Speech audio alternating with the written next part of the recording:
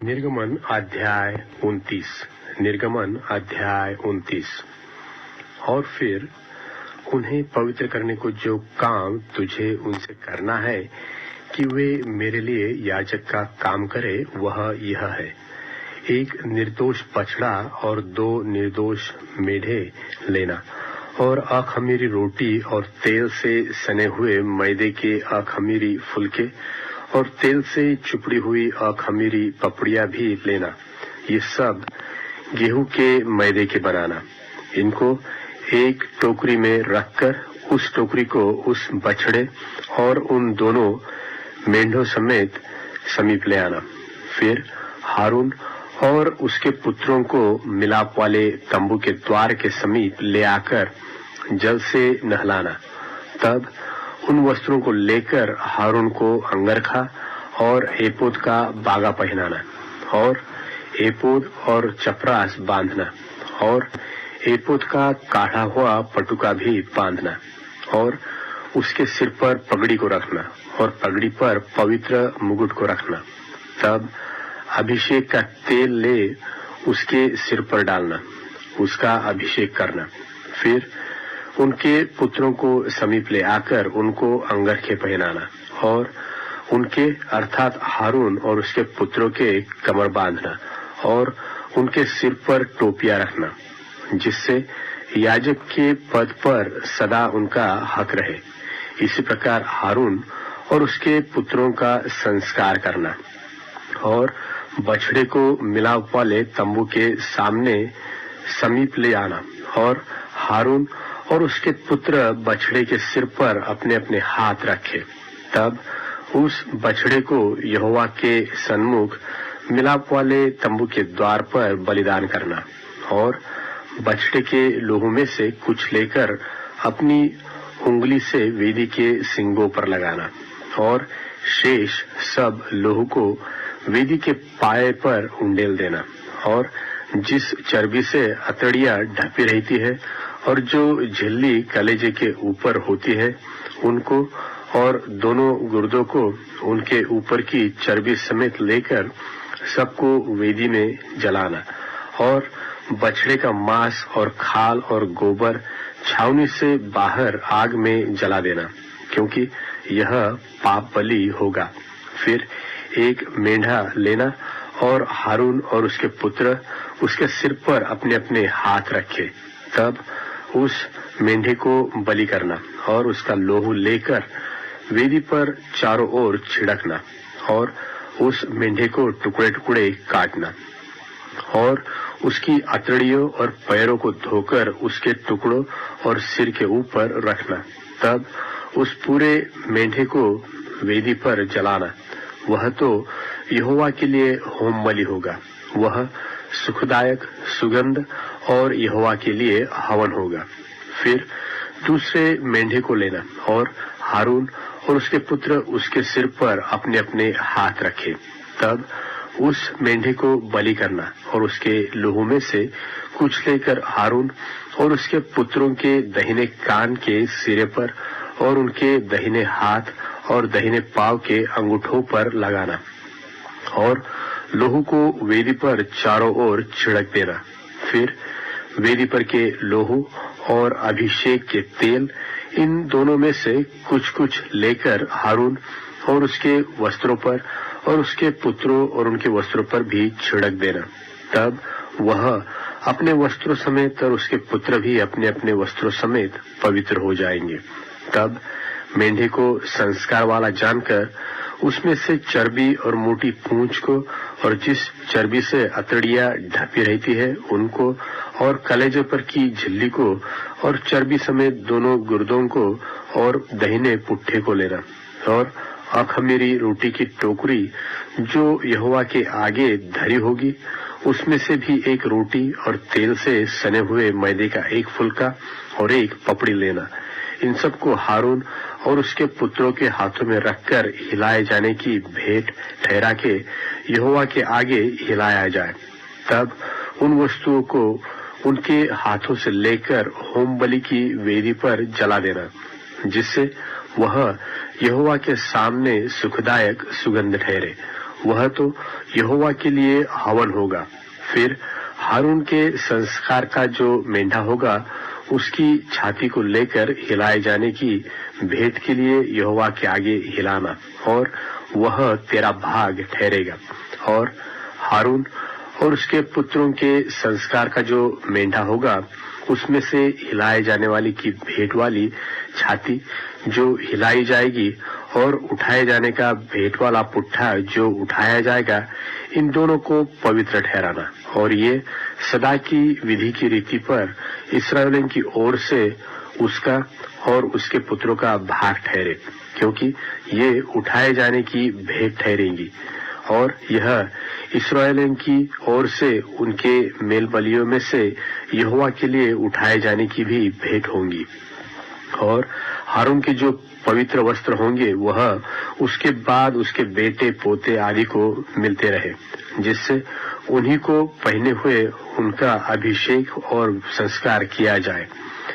उसके पुत्रों में से जो उसके स्थान पर याजक होगा, वह जब पवित्र स्थान में सेवा टहल करने को मिलाप वाले तंबू में पहले आए, तब उन वस्त्रों को 7 दिन तक पहने रहे। फिर याजक के संस्कार का जो मेंढा होगा उससे लेकर उसका मांस किसी पवित्र स्थान में पकाना। तब हारून अपने पुत्रों समेत उस मेंढे का मांस और टोकरी की रोटी दोनों को मिलाप वाले तंबू के द्वार पर खाए। और जिन पदार्थों से उनका संस्कार और उन्हें पवित्र करने के लिए प्रायश्चित्त किया जाएगा, उनको तो वे खाए, परंतु पराये कुल का कोई उन्हें न खाए, क्योंकि वे पवित्र होंगे। और यदि संस्कार वाले मांस व रोटी में से कुछ बिहान तक बचा रहे, तो उसे बचे हुए को आग में जलाना, वह खाया न जाए, क्योंकि वह पवित्र होगा। और मैंने तुझे जो जो आज्ञा दी है, उन सबों के अनुसार तू हारून और उसके पुत्रों से करना, और 7 दिन तक उनका संस्कार करते रहना। अर्थात पाप बलि का एक बछड़ा प्रायश्चित्त के लिए प्रतिदिन चढ़ाना, और वेदी को भी प्रायश्चित्त करने के समय शुद्ध करना, और उसे पवित्र करने के लिए उसका अभिषेक करना। 7 दिन तक वेदी के लिए प्रायश्चित्त करके उसे पवित्र करना, और वेदी परम पवित्र ठहरेगी, और जो कुछ उससे छू जाएगा वह भी पवित्र हो जाएगा। जो तुझे वेदी पर नित्य चढ़ाना होगा वह यह है, अर्थात प्रतिदिन एक वर्ष के 2 भेड़ी के बच्चे, एक भेड़ के बच्चे को तो तू भोर के समय और दूसरे भेड़ के बच्चे को गोधूली के समय चढ़ाना। और एक भेड़ के बच्चे के संग हीन की 1/4 कूट के निकाले हुए तेल से सना हुआ एपा का 10वां भाग मैदा, और अर्घ के लिए हीन की 1/4 दाख मधु देना। और दूसरे भेड़ के बच्चे को भी गोधूली के समय चढ़ाना, और उसके साथ भोर की रीति के अनुसार अन्न बलि और अर्घ दोनों देना, जिससे वह सुखदायक सुगंध और यहोवा के लिए हवन ठहरेगा। तुम्हारी पीढ़ी पीढ़ी में यहोवा के आगे मिलाप वाले तंबू के द्वार पर नित्य ऐसा ही होम बलि हुआ करे। यह वह स्थान है जिसमें मैं तुम लोगों से इसलिए मिला करूंगा कि तुझसे बातें करूं, और मैं इस्राएलियों से वही मिला करूंगा, और वह तंबू मेरे तेज से पवित्र किया जाएगा। और मैं मिलाप वाले तंबू और वेदी को पवित्र करूंगा, और हारून और उसके पुत्रों को भी पवित्र करूंगा कि वे मेरे लिए याजक का काम करें। और मैं इस्राएलियों के मध्य निवास करूंगा और उनका परमेश्वर ठहरूंगा। तब वे जान लेंगे कि मैं यहोवा उनका परमेश्वर हूँ, जो उनको मिस्र देश से इसलिए निकाल ले आया कि उनके मध्य निवास करूं। मैं ही उनका परमेश्वर यहोवा हूँ।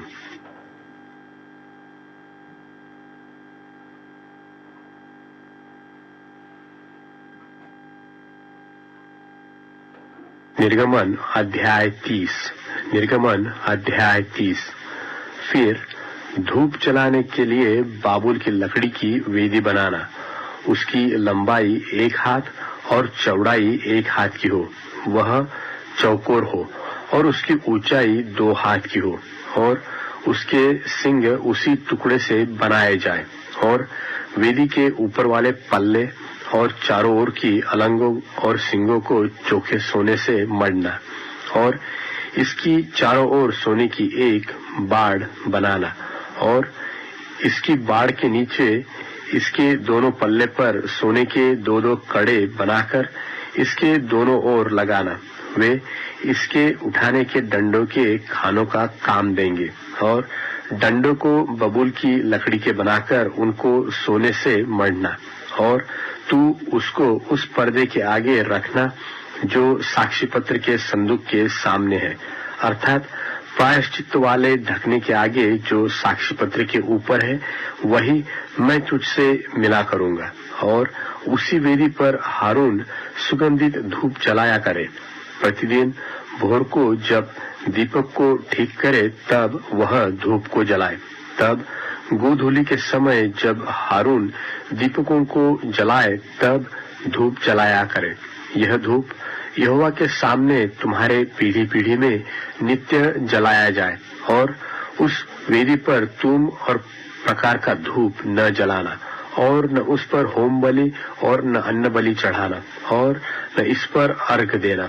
और हारून वर्ष में एक बार इसके सिंगों पर प्रायश्चित करे और तुम्हारी पीढ़ी पीढ़ी में वर्ष में एक बार प्रायश्चित के पाप बलि के लहू से इस पर प्रायश्चित किया जाए। यह यहोवा के लिए परम पवित्र है।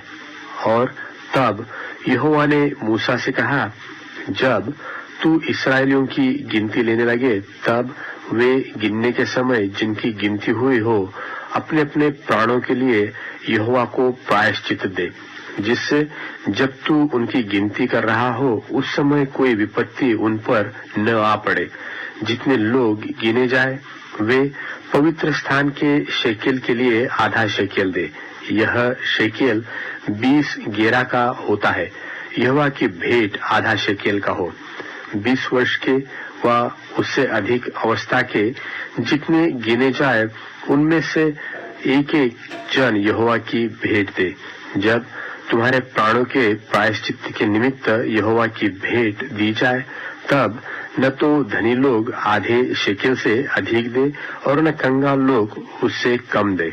और तू इस्राएलियों से प्रायश्चित का रुपया लेकर मिलाप वाले तंबू के काम में लाना, जिससे वह यहोवा के सन्मुख इस्राएलियों के स्मरणार्थ चिन्ह ठहरे और उनके प्राणों का प्रायश्चित भी हो। और यहोवा ने मूसा से कहा, धोने के लिए पीतल की एक हौदी और उसका पाया पीतल का बनाना और उसे मिलाप वाले तंबू और वेदी के बीच में रखकर उसमें जल भर देना और उसमें हारून और उसके पुत्र अपने अपने हाथ पांव धोया करें। जब जब वे मिलाप वाले तंबू में प्रवेश करें तब तब वे हाथ पांव जल से धोए, नहीं तो मर जाएंगे। और जब जब वे वेदी के पास सेवा टहल करने अर्थात यहोवा के लिए हव्य जलाने को आए तब तब वे हाथ पांव धोए, न हो कि मर जाए। यह हारून और उसके पीढ़ी पीढ़ी के वंश के लिए सदा की विधि ठहरे। फिर यहोवा ने मूसा से कहा, तू मुख्य मुख्य सुगंध द्रव्य अर्थात पवित्र स्थान के शेकेल के अनुसार 500 शेकेल अपने आप निकला हुआ गंधरस और उसका आधा अर्थात 250 शेकेल सुगंधित दालचीनी और 250 शेकेल सुगंधित अगर और 500 शेकेल तज और 1 हिन जलपाई का तेल लेकर उनसे अभिषेक का पवित्र तेल अर्थात गंधी की रीति से तैयार किया हुआ सुगंधित तेल बनाना। यह अभिषेक का पवित्र तेल ठहरे। और उससे मिलाप वाले तंबू का और साक्षी पत्र के संदूक का और सारे सामान समेत मेज का और सामान समेत दिवट का और धूप वेदी का और सारे सामान समेत होम वेदी का और पाए समेत हौदी का अभिषेक करना और उनको पवित्र करना, जिससे वे परम पवित्र ठहरे। और जो कुछ उनसे छू जाएगा वह पवित्र हो जाएगा। फिर हारून का उसके पुत्रों के साथ अभिषेक करना और इस प्रकार उन्हें मेरे लिए याजक का काम करने के लिए पवित्र करना और इस्राएलियों को मेरी यह आज्ञा सुनाना कि वह तेल तुम्हारी पीढ़ी पीढ़ी में मेरे लिए पवित्र अभिषेक का तेल होगा। वह किसी मनुष्य की देह पर न डाला जाए और मिलावट में उसके सामान और कुछ न बनाना। वह तो पवित्र होगा, वह तुम्हारे लिए पवित्र होगा। जो कोई उसके समान कुछ बनाए व जो कोई उसमें से कुछ पराये कुलवाले पर लगाए, वह अपने लोगों में से नाश किया जाए। फिर यहोवा ने मूसा से कहा, बोल, नखी और कुरुंद से सुगंध द्रव्य निर्मल लोबान समेत ले आना। ये सब एक तौल के हो और उनका धूप अर्थात लोन मिलाकर गंधी की रीति के अनुसार चोखा और पवित्र सुगंध द्रव्य बनवाना। फिर उसमें से कुछ पीसकर बुकनी कर डालना। तब उसमें से कुछ मिलाप वाले तंबू में साक्षी पत्र के आगे जहां पर मैं तुझसे मिला करूंगा वहां रखना। वह तुम्हारे लिए परम पवित्र होगा और जो धूप तू बनवाएगा मिलावट में उसके समान तुम लोग अपने लिए और कुछ न बनवाना। वह तुम्हारे आगे यहोवा के लिए पवित्र होगा। जो कोई सुगंध के लिए उसके समान कुछ बनवाए, वह अपने लोगों में से नाश किया जाए।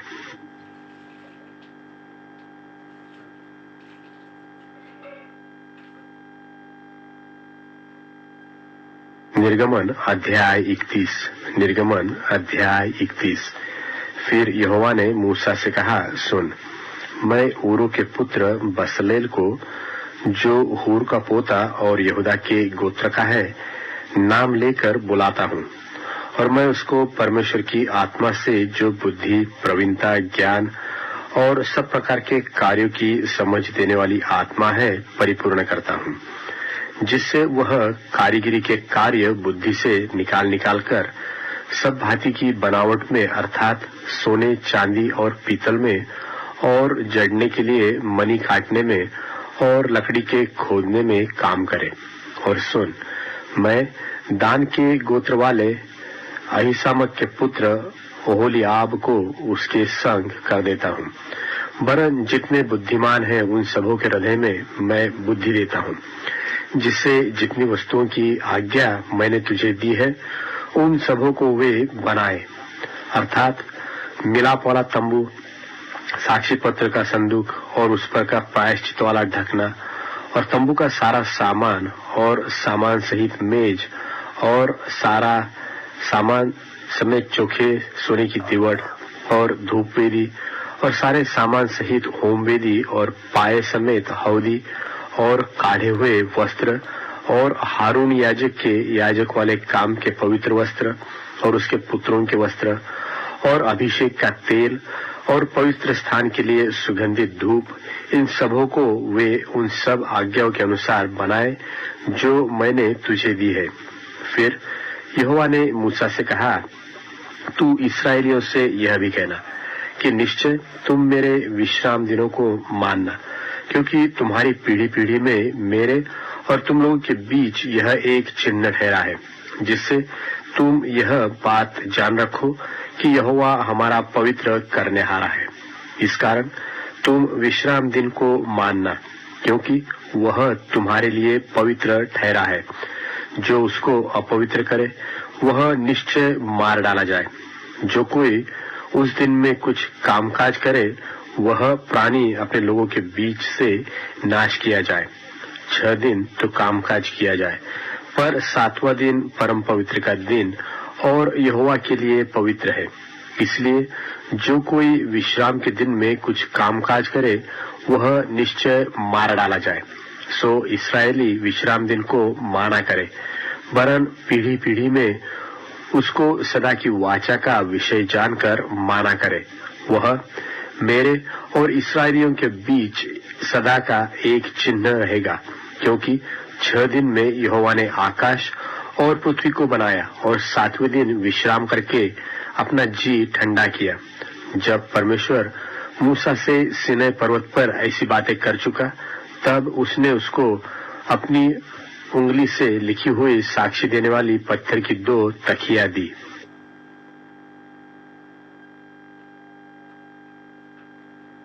निर्गमन अध्याय 32।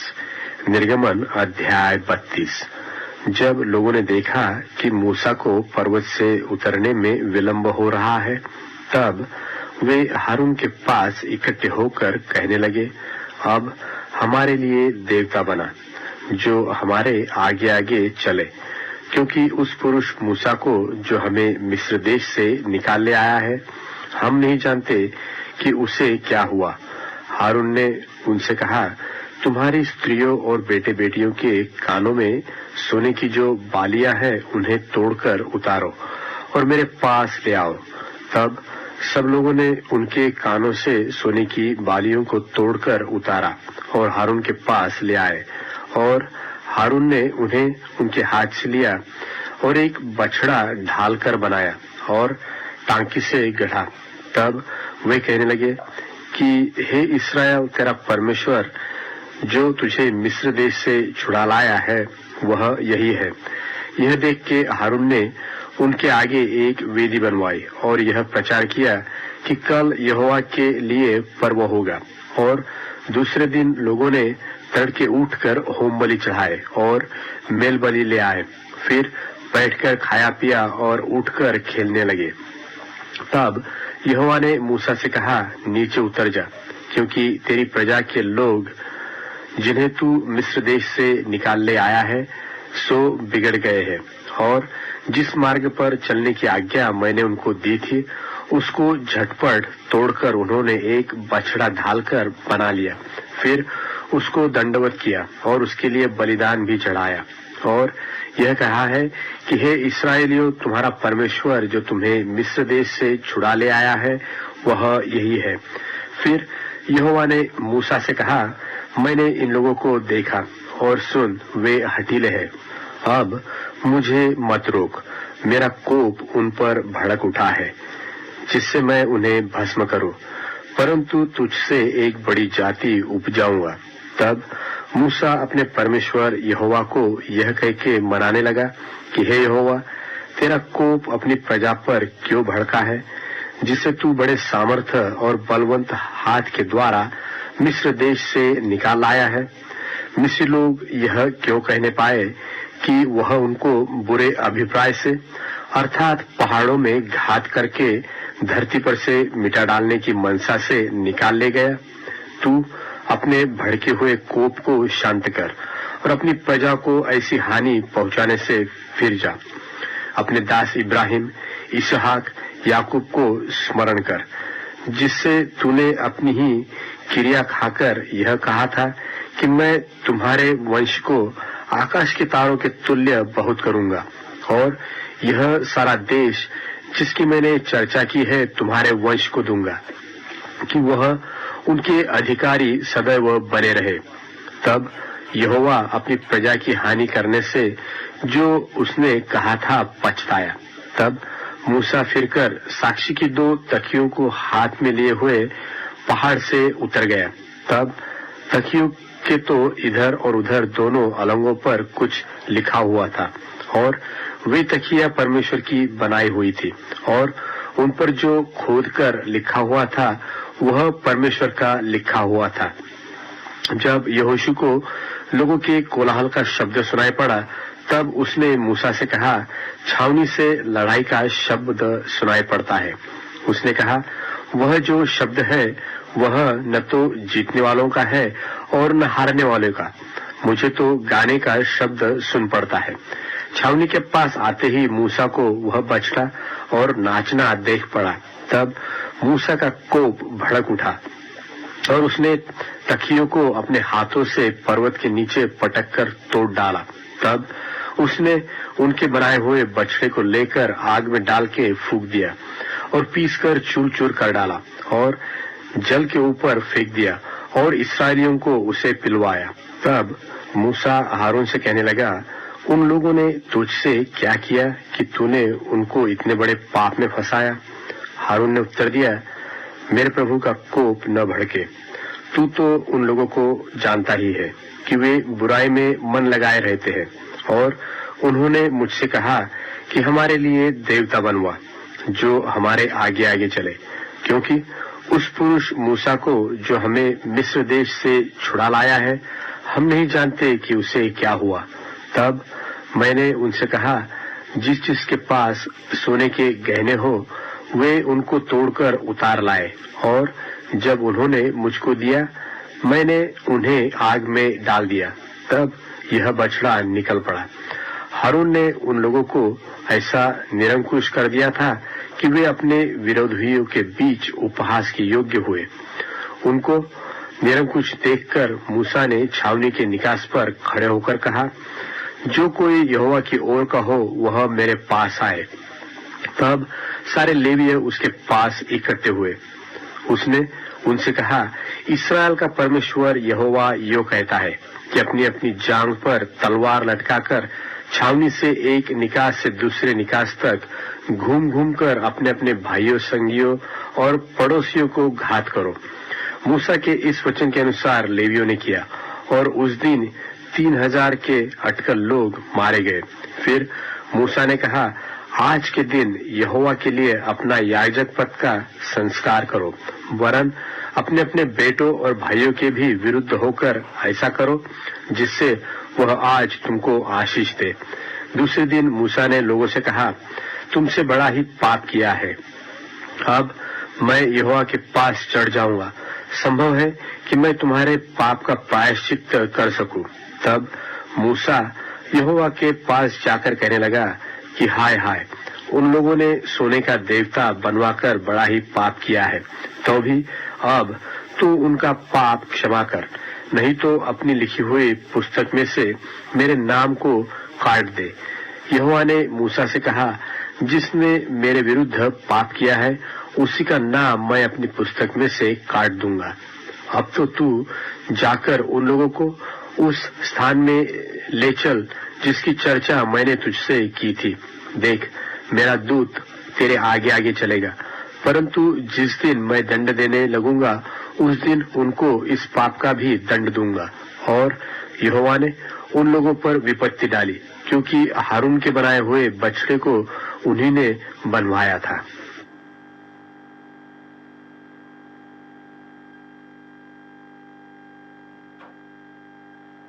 निर्गमन अध्याय 33। निर्गमन अध्याय 33। फिर यहोवा ने मूसा से कहा, तू उन लोगों को जिन्हें मिस्र देश से छुड़ा लाया है संग लेकर उस देश को जा, जिसके विषय मैंने इब्राहिम, इसहाक और याकूब से शपथ खाकर कहा था कि मैं उसे तुम्हारे वंश को दूंगा, और मैं तेरे आगे आगे एक दूत को भेजूंगा, और कनानी, एमोरी, हित्ती, परिज्जी, हिव्वी, यबूसी लोगों को बरबस निकाल दूंगा। तुम लोग उस देश को जाओ जिसमें दूध और मधु की धारा बहती है, परंतु तुम हठीले हो, इस कारण मैं तुम्हारे बीच में होके न चलूंगा। ऐसा न हो कि मैं मार्ग में तुम्हारा अंत कर डालूं। यह बुरा समाचार सुनकर वे लोग विलाप करने लगे, और कोई अपने गहने पहने हुए न रहा, क्योंकि यहोवा ने मूसा से कह दिया था कि इस्राएलियों को मेरा यह वचन सुना कि तुम लोग तो हठीले हो। जो मैं पल भर के लिए तुम्हारे बीच होकर चलूं तो तुम्हारा अंत कर डालूंगा। इसलिए अब अपने अपने गहने अपने अंगों से उतार दो कि मैं जानूं कि तुम्हारे साथ क्या करना चाहिए। तब इस्राएली होरे पर्वत से लेकर आगे को अपने गहने उतारे रहे। मूसा तंबू को छावनी से बाहर बरन दूर खड़ा कराया करता था, और उसको मिलाप वाला तंबू कहता था। और जो कोई यहोवा को ढूंढता वह उस मिलाप वाले तंबू के पास जो छावनी के बाहर था निकल जाता था। और जब जब मूसा तंबू के पास जाता तब तब सब लोग उठकर अपने डेरे के द्वार पर खड़े हो जाते, और जब तक मूसा उस तंबू में प्रवेश न करता था तब तक उसकी ओर ताकते रहते थे। और जब मूसा उस तंबू में प्रवेश करता था तब बादल का खंबा उतर के तंबू के द्वार पर ठहर जाता था और यहोवा मूसा से बातें करने लगता था। और सब लोग जब बादल के खंबे को तंबू के द्वार पर ठहरा देखते थे तब उठकर अपने अपने डेरे के द्वार पर से दंडवत करते थे। और यहोवा मूसा से इस प्रकार आमने सामने बातें करता था जिस प्रकार कोई अपने भाई से बातें करे। और मूसा तो छावनी में फिर आता था, पर यहोशू नाम एक जवान जो नून का पुत्र और मूसा का टहलुआ था वह तंबू में से न निकलता था। और मूसा ने यहोवा से कहा, सुन, तू मुझसे कहता है कि इन लोगों को ले चल, परंतु यह नहीं बताया कि तू मेरे संग किसको भेजेगा। तो भी तूने कहा है कि तेरा नाम मेरे चित्त में बसा है और तुझ पर मेरे अनुग्रह की दृष्टि है। और अब यदि मुझ पर तेरे अनुग्रह की दृष्टि हो तो मुझे अपनी गति समझा दे, जिससे जब मैं तेरा ज्ञान पाऊं तब तेरे अनुग्रह की दृष्टि मुझ पर बनी रहे। फिर इसकी भी सुधि कर कि यह जाति तेरी प्रजा है। यहोवा ने कहा, मैं आप चलूंगा और तुझे विश्राम दूंगा। उसने उससे कहा, यदि तू आप न चले तो हमें यहाँ से आगे न ले जा। यह कैसे जाना जाए कि तेरे अनुग्रह की दृष्टि मुझ पर और अपनी प्रजा पर है? क्या इससे नहीं कि तू हमारे संग संग चले, जिससे मैं और मेरी प्रजा के लोग पृथ्वी भर के सब लोगों से अलग ठहरे? यहोवा ने मूसा से कहा, मैं यह काम भी जिसकी चर्चा तूने की है करूंगा, क्योंकि मेरे अनुग्रह की दृष्टि तुझ पर है और तेरा नाम मेरे चित्त में बसा है। उसने कहा, मुझे अपना तेज दिखा दे। उसने कहा, मैं तेरे सन्मुख होकर चलते हुए तुझे अपनी सारी भलाई दिखाऊंगा और तेरे सन्मुख यहोवा नाम का प्रचार करूंगा। और जिस पर मैं अनुग्रह करना चाहूं उसी पर अनुग्रह करूंगा और जिस पर दया करना चाहूं उसी पर दया करूंगा। फिर उसने कहा, तू मेरे मुख का दर्शन नहीं कर सकता, क्योंकि मनुष्य मेरे मुख का दर्शन करके जीवित नहीं रह सकता। फिर यहोवा ने कहा, सुन, मेरे पास एक स्थान है, तू उस चट्टान पर खड़ा हो और जब तक मेरा तेज तेरे सामने होके चलता रहे तब तक मैं तुझे चट्टान के दरार में रखूंगा और जब तक मैं तेरे सामने होकर न निकल जाऊं तब तक अपने हाथ से तुझे ढांपे रहूंगा। फिर मैं अपना हाथ उठा लूंगा, तब तू मेरी पीठ का तो दर्शन पाएगा, परंतु मेरे मुख का दर्शन नहीं मिलेगा।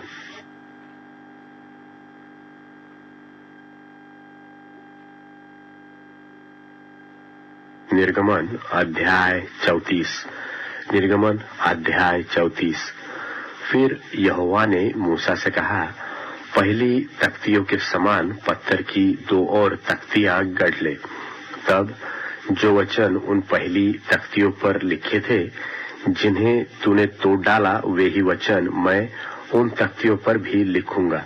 और बिहान को तैयार रहना और भोर को सीनै पर्वत पर चढ़कर उसकी चोटी पर मेरे सामने खड़ा होना और तेरे संग कोई न चढ़ पाए, वरन पर्वत भर पर कोई मनुष्य कहीं दिखाई न दे और न भेड़ बकरी और गाय बैल भी पर्वत के आगे चरने पाए। तब मूसा ने पहली तख्तियों के समान 2 और तख्तियां गढ़ी और बिहान को सवेरे उठकर अपने हाथ में पत्थर की वे 2 तख्तियां लेकर यहोवा की आज्ञा के अनुसार सीनै पर्वत पर चढ़ गया। तब यहोवा ने बादल में उतर के उसके संग वहां खड़ा होकर यहोवा का नाम प्रचार किया और यहोवा उसके सामने होकर यो प्रचार करता हुआ चला कि यहोवा यहोवा परमेश्वर दयालु और अनुग्रहकारी, कोप करने में धीरजवंत और अति करुणामय और सत्य, हजारों पीढ़ियों तक निरंतर करुणा करने वाला, अधर्म और अपराध और पाप का क्षमा करने वाला है, परंतु दोषी को वह किसी प्रकार निर्दोष न ठहराएगा। वह पितरों के अधर्म का दंड उनके बेटों वरण पोतों को और परपोतों को भी देने वाला है। तब मूसा ने फुर्ती कर पृथ्वी की ओर झुककर दंडवत की और उसने कहा, हे प्रभु, यदि तेरे अनुग्रह की दृष्टि मुझ पर हो तो प्रभु हम लोगों के बीच में होकर चले। ये लोग हठीले तो है, तो भी हमारे अधर्म और पाप को क्षमा कर और हमें अपना निज भाग मान के ग्रहण कर। उसने कहा, सुन, मैं एक वाचा बांधता हूँ, तेरे सब लोगों के सामने मैं ऐसे आश्चर्य कर्म करूंगा जैसा पृथ्वी पर और सब जातियों में कभी नहीं हुआ। और वे सारे लोग जिनके बीच तू रहता है यहोवा के कार्य को देखेंगे, क्योंकि जो मैं तुम लोगों से करने पर हूँ वह भय योग्य काम है। जो आज्ञा मैं आज तुम्हें देता हूँ उसे तुम लोग मानना। देखो, मैं तुम्हारे आगे से एमोरी, कनानी, हित्ती, परिजी, हिव्वी और यबूसी लोगों को निकालता हूँ। इसलिए सावधान रहना कि जिस देश में तू जाने वाला है उसके निवासियों से वाचा न बांधना, कहीं ऐसा न हो कि वह तेरे लिए फंदा ठहरे। वरन उनकी वेदियों को गिरा देना, उनकी लाठों को तोड़ डालना और उनकी अशेराना मूर्तियों को काट डालना, क्योंकि तुम्हें किसी दूसरे को ईश्वर करके दंडवत करने की आज्ञा नहीं, क्योंकि यहोवा जिसका नाम जलनशील है वह जल उठने वाला परमेश्वर है ही। ऐसा न हो कि तू उस देश के निवासियों से वाचा बांधे और वे अपने देवताओं के पीछे होने का व्यभिचार करे और उनके लिए बलिदान भी करे, और कोई तुझे नेवता दे और तू भी उसके बलि पशु का प्रसाद खाए, और तू उनकी बेटियों को अपने बेटों के लिए लावे और उनकी बेटियां जो आप अपने देवताओं के पीछे होने का व्यभिचार करती है तेरे बेटों से भी अपने देवताओं के पीछे होने का व्यभिचार करवाए। तुम देवताओं की मूर्तियां ढाकर न बना लेना। अखमीरी रोटी का पर्व मनाना, उसमें मेरी आज्ञा के अनुसार आबीब महीने के नियत समय पर 7 दिन तक अखमीरी रोटी खाया करना, क्योंकि तू मिस्र से आबीब महीने में निकल आया। हर एक पहलौठा मेरा है, और क्या बछड़ा क्या मेमना तेरे पशुओं में से जो नर पहलौठे हो वे सब मेरे ही है। और गधी के पहलौठे की संति मेमना देकर उसको छुड़ाना। यदि तू उसे छुड़ाना न चाहे तो उसकी गर्दन तोड़ देना, परंतु अपने सब पहलौठे बेटों को बदला देकर छुड़ाना। मुझे कोई छूछे हाथ अपना मुंह न दिखाए। 6 दिन तो परिश्रम करना, परंतु 7वें दिन विश्राम करना। वरन हल जोतने में और लवने के समय में भी विश्राम करना। और तू अठवारों का पर्व मानना, जो पहले लवे हुए गेहूं का पर्व कहलाता है। और वर्ष के अंत में बटोरों का भी पर्व मानना। वर्ष में 3 बार तेरे सब पुरुष इस्राएल के परमेश्वर प्रभु यहोवा को अपने मुंह दिखाए। मैं तो अन्य जातियों को तेरे आगे से निकालकर तेरे सिवानों को बढ़ाऊंगा, और जब तू अपने परमेश्वर यहोवा को अपना मुंह दिखाने के लिए वर्ष में 3 बार आया करे, तब कोई तेरी भूमि का लालच न करेगा। मेरे बलिदान के लोहू को खमीर सहित न चढ़ाना, और न फसह के पर्व के बलिदान में से कुछ बिहान तक रहने देना। अपनी भूमि की पहली उपज का पहला भाग अपने परमेश्वर यहोवा के भवन में ले आना। बकरी के बच्चों को उसकी माँ के दूध में न सिझाना। और यहोवा ने मूसा से कहा, ये वचन लिख ले, क्योंकि इन्हीं वचनों के अनुसार मैं तेरे और इस्राएलियों के साथ वाचा बांधता हूँ। मूसा तो वहाँ यहोवा के संग 40 दिन और रात रहा, और तब तक न तो उसने रोटी खाई और न पानी पिया। और उसने उस तख्तियों पर वाचा के वचन अर्थात 10 आज्ञाएं लिख दी। जब मूसा साक्षी की 2 तख्तियां हाथ में लिए हुए सीनै पर्वत से उतर आता था, तब यहोवा के साथ बातें करने के कारण उसके चेहरे से किरणें निकल रही थी, परंतु वह यह नहीं जानता था कि उसके चेहरे से किरणें निकल रही है। जब हारून और सब इस्राएलियों ने मूसा को देखा कि उसके चेहरे से किरणें निकलती है, तब वे उसके पास जाने से डर गए। तब मूसा ने उनको बुलाया और हारून मंडली के सारे प्रधानों समेत उसके पास आया और मूसा उनसे बातें करने लगा। इसके बाद सब इस्राएली पास आए और जितनी आज्ञाएं यहोवा ने सीनै पर्वत पर उसके साथ बात करने के समय दी थी वे सब उसने उन्हें बताई। जब तक मूसा उनसे बात न कर चुका तब तक अपने मुंह पर ओढ़ना डाले रहा और जब जब मूसा भीतर यहोवा से बात करने को उसके सामने जाता तब तब वह उस ओढ़नी को निकलते समय तक उतारे हुए रहता था। फिर बाहर आकर जो जो आज्ञा उसे मिलती उन्हें इस्राएलियों से कह देता था। सो इस्राएली मूसा का चेहरा देखते थे कि उससे किरणें निकलती है और जब तक वह यहोवा से बात करने को भीतर न जाता तब तक वह ओढ़नी को डाले रहता था।